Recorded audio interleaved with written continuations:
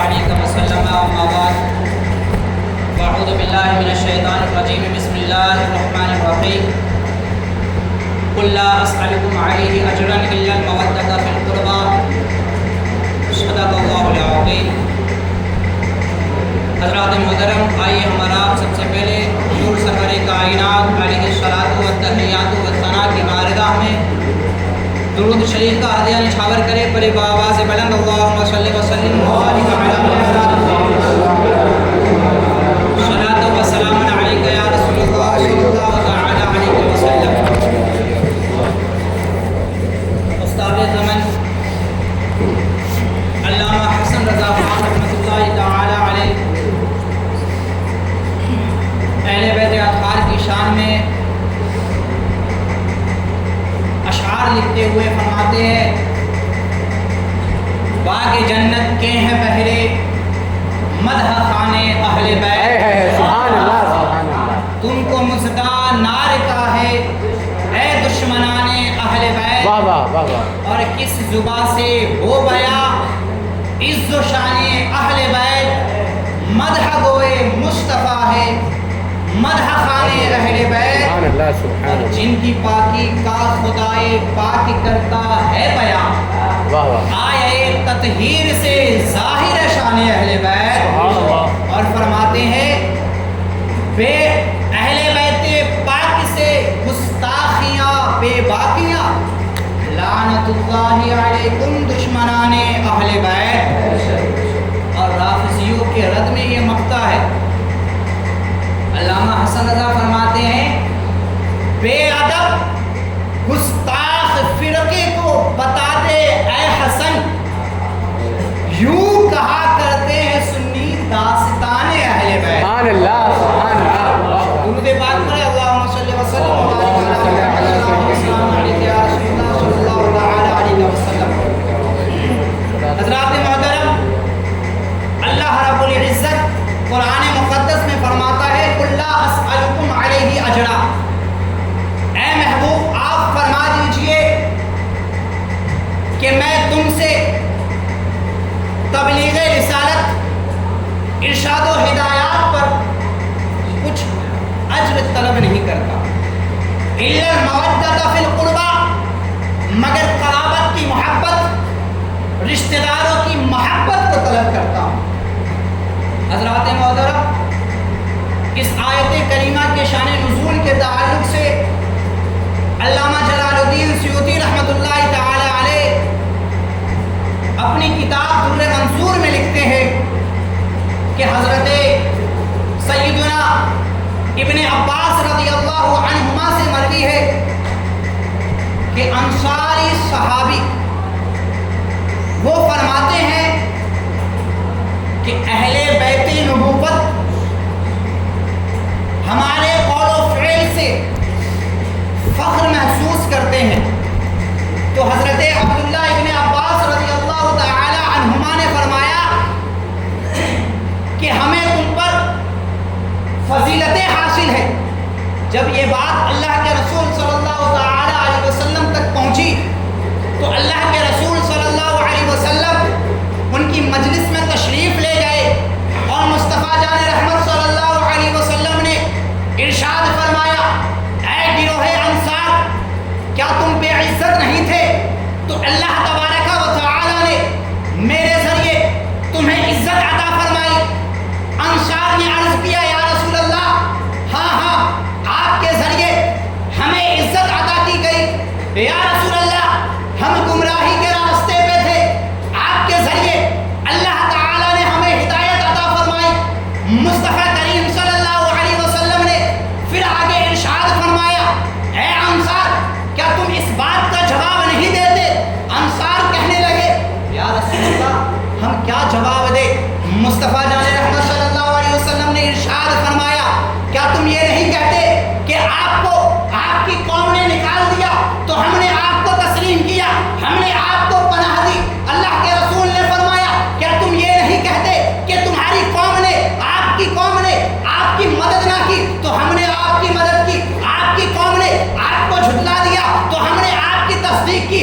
مصطفیٰ کریم صلی اللہ علیہ وسلم یہ ارشاد فرماتے گئے انصار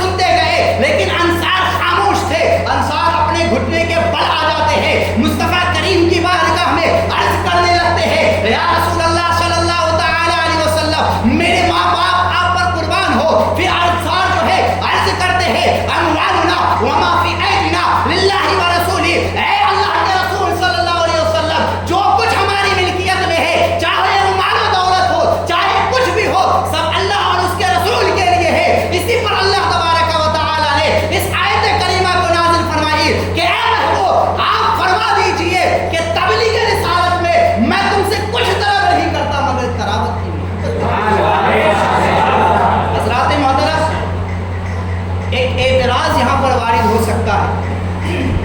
اعتراض کرنے والا یہ اعتراض کرے گا کہ تبلیغ رسالت، تبلیغ وحی پر معاوضہ طلب کرنا یہ جائز نہیں ہے.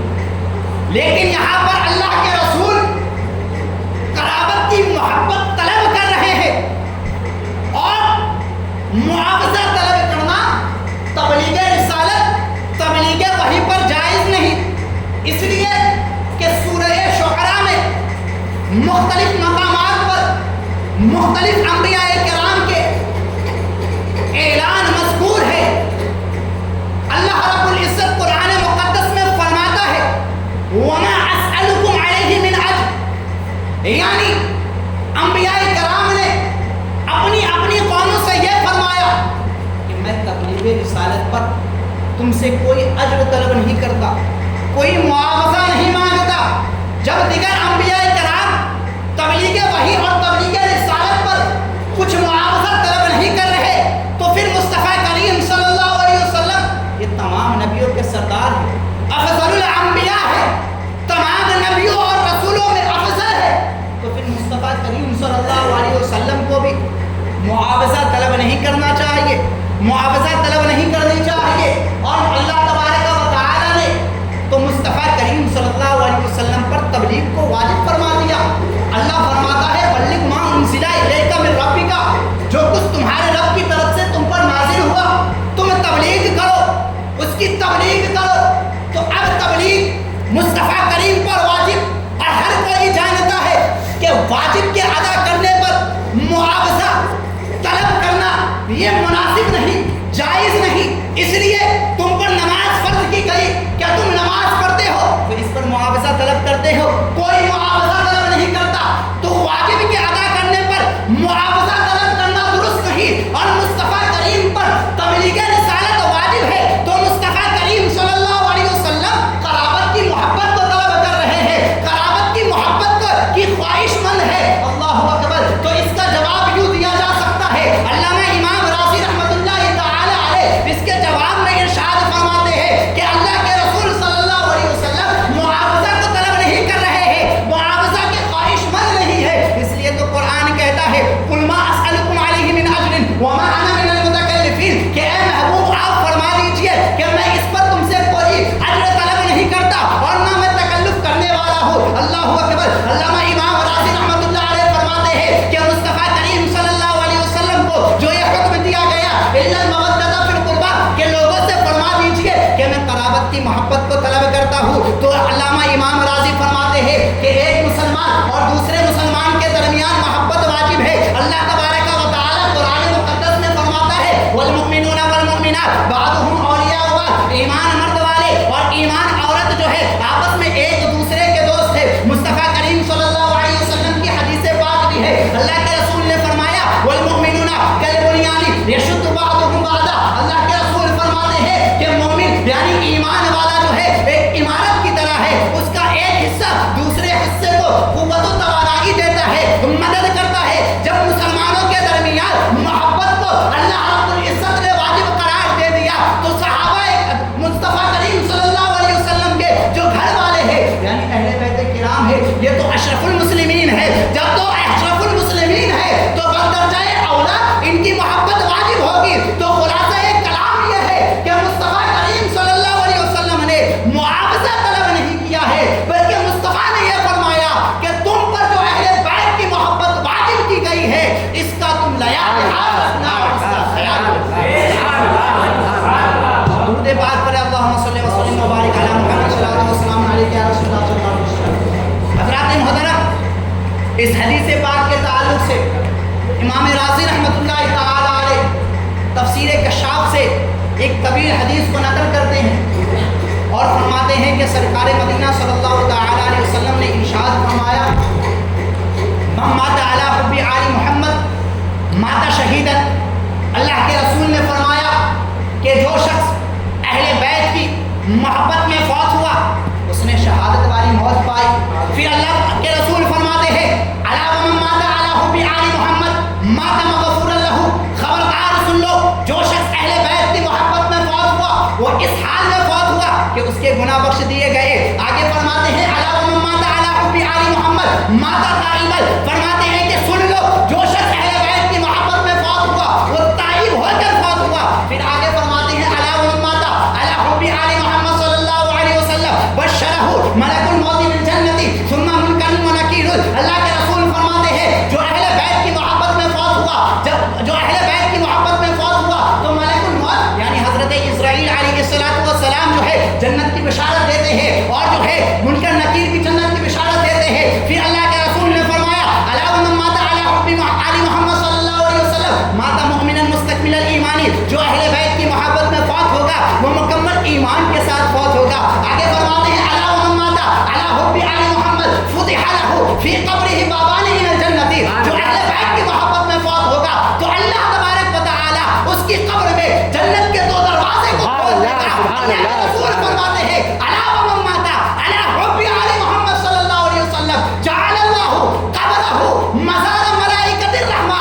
اللہ کے رسول فرماتے ہیں جو اہل بیت نبوت کی محبت میں اس دنیا فانی سے رخصت ہوا، اس دنیا فانی سے فوت ہوا تو اللہ تبارک و تعالی اس کی قبر کو ملائکہ رحمت کی مزارگاہ، ملائکہ رحمت کی زیارت گاہ بنا دے گا. اور آخر میں فرماتے ہیں الا ومن مات علی حب آل محمد مات علی سنت والجماعہ، جو اہل بیت کی محبت میں فوت ہوا وہ اہل سنت و جماعت پر فوت ہوا. سبحان اللہ.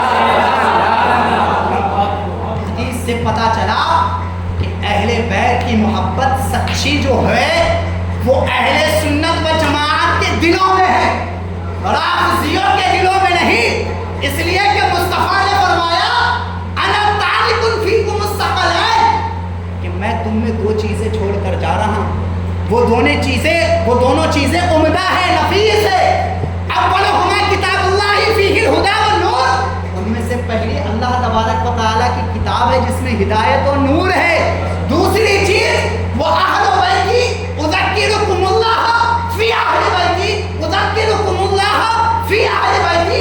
دوسری چیز میرے اہل بیت ہے، اس کے تعلق سے میں اللہ کا خوف دلاتا ہوں. حضرات محترم میں آخری بات کہوں گا، اللہ کے رسول نے فرمایا 2 نفیس چیزیں چھوڑ کر جا رہا ہوں، یعنی قرآن بھی عمدہ چیز ہے، اس میں ہدایت ہے، نور ہے، اور میرے اہل بیت اطہار بھی ہے. نہ قرآن کو چھوڑنا، نہ اہل بیت اطہار کو چھوڑنا. اور آج جو رافضی اہل بیت کی محبت کا دعویٰ کرتے ہیں اور صحابہ کرام کی شان میں ترنہ بازیاں کرتے ہیں، حضرت امیر معاویہ کے ایمان کو نفاق پر مبنی قرار دیتے ہیں، شیخین کے ایمان کے منکر ہے. ارے انہیں قرآن پڑھ لینا چاہیے. قرآن تو کہتا ہے کل وعد اللہ الحسنی، کہ اللہ تبارک و تعالی نے ہر ایک سے بھلائی کا وعدہ فرمایا ہے، اور ہر ایک سے جب بھلائی کا وعدہ فرمایا ہے تو اس کے مصداق صحابہ کرام سے زیادہ کون ہو سکتے ہیں؟ صحابہ کرام سے اللہ نے بھلائی کا وعدہ فرمایا ہے تو جہاں اہل بیت کی محبت کا حکم دیا گیا، اور مصطفیٰ کریم نے بھی فرمایا الا ان مثل اہل بیت فیکم مثل سفینۃ نوح علیہ السلام من رکبها نجا ومن تخلف عنها ہلک، کہ تم میں جو ہے میرے اہل بیت کی مثال نوح کی کشتی کی طرح ہے، جو اس پر سوار ہوا وہ جو ہے کامیاب ہو گیا، نجات پا لیا، اور جو اس سے پیچھے ہٹ گیا وہ ہلاک و برباد ہو گیا. دوسرے مقام پہ فرمایا اصحاب النجوم فبأیہم اقتدیتم اہتدیتم، یعنی میرے صحابہ کرام ستاروں کے مانند ہیں، ان کی اقتدا کرو. اللہ کے رسول صلی اللہ علیہ وسلم نے اہل بیت کی بھی محبت کا حکم دیا ہے، صحابہ کرام کی بھی محبت کا حکم دیا ہے. لیکن آج جو شیخین کے ایمان کے منکر ہے وہ قرآن کریم پڑھ لیتے. قرآن کہتا ہے اخرجہ الذین کفروا ثانی اثنین، کہ اللہ کے رسول صلی اللہ تعالی علیہ وسلم جب کافروں کی شرارت سے پریشان ہو گئے تو اللہ تبارک و تعالی نے حکم دیا کہ ہجرت